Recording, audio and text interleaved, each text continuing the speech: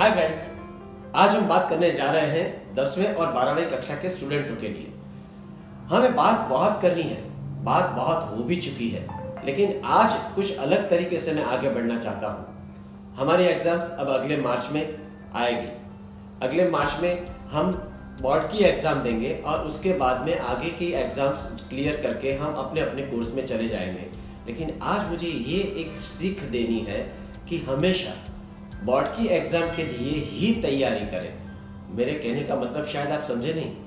हाँ, हो सकता है कि आप हमेशा ट्यूशन्स की एग्जाम्स या स्कूल में दी गई पीरियोडिक एग्जाम के बारे में सोचते हैं, हमेशा अव्वल आने की कोशिश करते हैं, लेकिन ऐसा मैं नहीं मानता। सचिन तेंदुलकर का एग्जाम्पल ले लीजिए। सचिन तेंदुलकर एक बहुत महान क्रिकेटर है, लेकिन हमेशा वो हर एक मैच में सेंचुरी करेगा ये जरूरी नहीं है।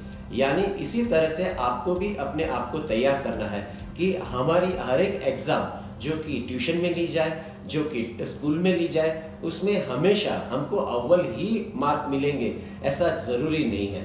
हम तय करेंगे कि हमें इस विषय की एग्जाम इस हफ्ते देनी है और वही एग्जाम के लिए हम प्रिपेयर करेंगे, वही सब्जेक्ट के लिए हम प्रिपेयर करेंगे। तो हो सकता है कि वो हम ज़्यादा ध्यान से करें, ज़्यादा उसके ऊपर फोकस करें, और जितना ज़्यादा फोकस करेंगे उतना ज़्यादा हमें याद रहने का हो सकता है। यानी कि हमें दिन में हफ्ते में 3 या 4 एग्जाम देने अगर होते हैं, क्योंकि हर एक ट्यूशन क्लासेस चाहता है कि हमारी एग्जाम दे, हर एक स्कूल चाहती है कि हमारा एग्जाम दे, और एग्जाम के रिजल्ट्स के ऊपर से हम तय कर पाए कि कौन सा विद्यार्थी कितना होशियार है। लेकिन थोड़ी सी हटके हमको सोच रखनी है कि हमेशा किसी को खुश करना, हमेशा माँ बाप को खुश करना, हमेशा टीचरों को खुश करना ये ज़रूरी नहीं है। ज़रूरी हमारा ज्ञान है, ज़रूरी हमारी समझ है, और ज़रूरी हमारी मेमोरी है, ताकि हम बोर्ड की एग्ज़ाम के अंदर अच्छे से परफॉर्म कर पाएँ। मैं ये इसलिए बता रहा हूँ क्योंकि हम हमेशा शॉर्ट टर्म मेमोरी का उपयोग करके हर हफ्ते की एग्ज़ाम के लिए प्रिपरेशन करते हैं।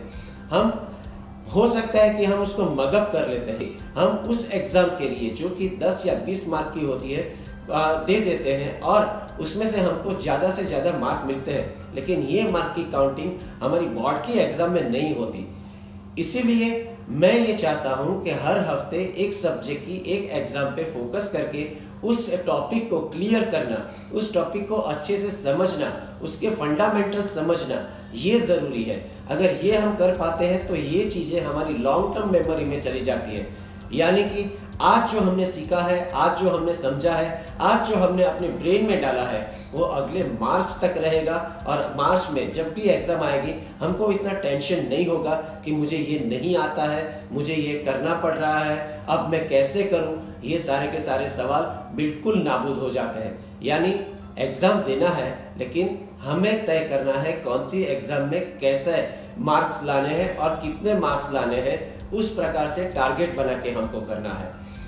दूसरी बात, हमेशा मैं बोलता हूँ कि अगर 10वीं मंजिल पे जाना हो तो हमेशा 9 मंजिल पार करनी ही पड़ती है। आप सीढ़ी से जाओ या लिफ्ट से जाओ। यानी कि अगर आपको बोर्ड की एग्जाम के लिए जाना है तो आगे के सारे चैप्टर्स, आगे की आपकी विद्या सभी कुछ काम में आएगी। उसका कोलैबोरेटिव उपयोग करिए। जो चीज़ आज आपने सीखी है, हो सकता है उसका पुनरावर्तन करने का आपको बहुत कम समय मिले।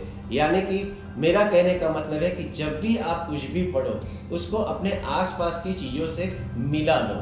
आपने जो सीखा है, आप जो कर रहे हो, आप जिसकी तैयारी कर रहे हो, वो सारे के सारे सब्जेक्ट, वो सारे के सारे टॉपिक आपके सराउंडिंग में ही है।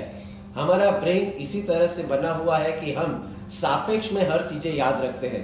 तो आप जो भी कुछ पढ़ाई करते हो, उसकी एप्लीकेशन आपके आजू बाजू में कौन सी इंस्ट्रूमेंट में, कौन सी जगह पे कैसे होती है, उसको अगर आप समझ पाएंगे तो याद रखना बहुत आसान हो जाएगा, और कोई भी टॉपिक आपके लिए बिल्कुल मुसीबत नहीं खड़ा करेगा, क्योंकि अगर आपने समझ लिया तो वो लॉन्ग टर्म मेमोरी में जाता है। यानी कि बोर्ड की एग्जाम के दिन भी आपको उसी तरह से याद आएगा कि जब मैंने ये टॉपिक पढ़ा था तो मैंने इसके साथ में इसका जोड़ किया था, और आपको तुरंत सारे के सारे स्टेप्स याद आ सकते हैं। तीसरी बात मुझे भी बतानी है कि ये वर्ष के दौरान आप जितना कम बीमार पड़े उतना काफ़ी अच्छा होगा, क्योंकि जितनी बार आप बीमार पड़ेंगे उतना आपका समय व्यतीत होगा, उतना आपका समय बर्बाद होगा और वो चीज़ें पीछे ठहराती जाएगी।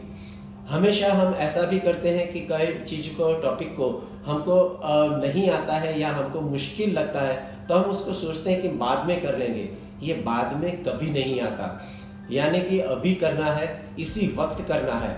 और हम ट्यूशन में पैसे देते हैं, हम टीचर्स को पैसे देते हैं, हम अपने आजू बाजू वाले की मदद ले सकते हैं, यानी कि हम जहाँ से भी हो सके किसी भी टॉपिक का फंडा अगर उसी वक्त क्लियर कर लेंगे तो बोर्ड की एग्जाम के दिन कुछ रह गया या ये नहीं समझ में आ रहा है या इसको मगअप करना पड़ेगा, ऐसा टेंशन नहीं होगा।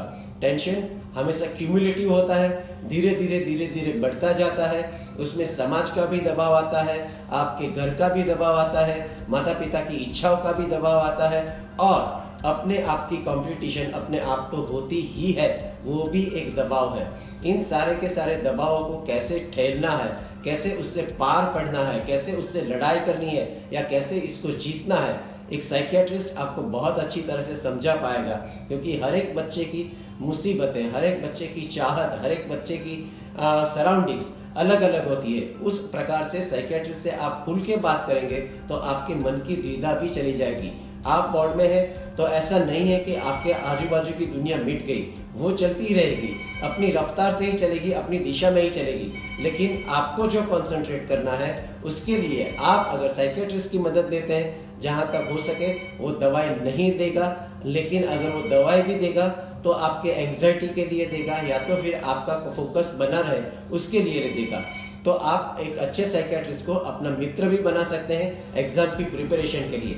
आपके टीचर्स, आपके पेरेंट्स, वो तो सब आपके साथ है ही, साथ में आपका पीयर ग्रुप वो भी आपके साथ में है ही, लेकिन एक साइकियाट्रिस्ट का होना अपने मन को काबू में रखने के लिए बहुत ज़रूरी है। ये सारे के सारे टिप्स आप अगर फॉलो करते रहेंगे तो डेफिनेटली आपको जो चाहिए परिणाम वो आप पा सकते हैं। धन्यवाद। फिर से बोलता हूँ, फिर से आऊँगा। अगर कोई भी अड़चने हैं तो आप मुझे इसी चैनल पे सीधा क्वेश्चन करके पूछ सकते हैं, मैं आपके जवाब देने का पूरा जिम्मेदार रहूँगा। Thank you very much.